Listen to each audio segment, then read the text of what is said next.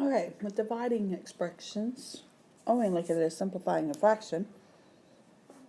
Let's start with the coefficients. You can't do 2 divided by 4, but we can simplify that to 1 over 2.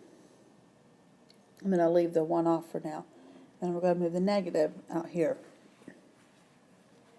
Then with the v's, now instead of adding our exponents, we're going to subtract them. V minus 5 minus 4 is 1. So we have 1v left. So that would be negative v over 2.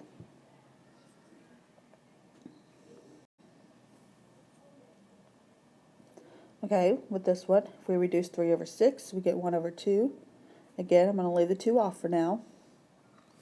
And then 2 minus 5 equals negative 3. Now because this is a negative, the v is going to go on the bottom. So it would be v cubed. Now, since that doesn't leave anything in our numerator, I'm going to put the 1 up there, since that's all that's left.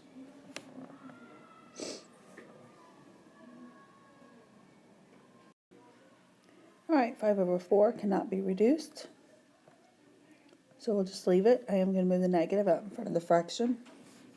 And then with the v's, you have negative 5 minus 7. The rules we've been using for positives and negatives still apply, so those would be same sign, and keep the same sign, so negative 12. Again, because this is negative, that means we put the v to the 12th on the bottom.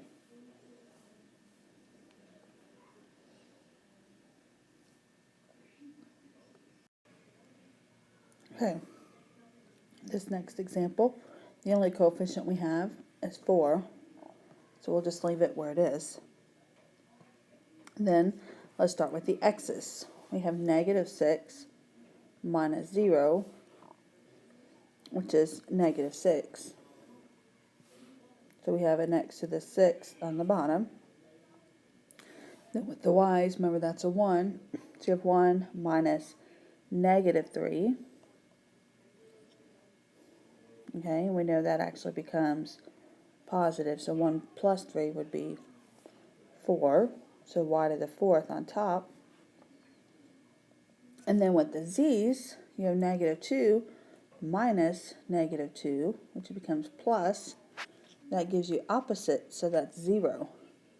That right there is why any number to the 0 power equals 1, because these basically cancel each other out. So you don't have a z in your final answer. 4 y to the 4th over x to the 6th.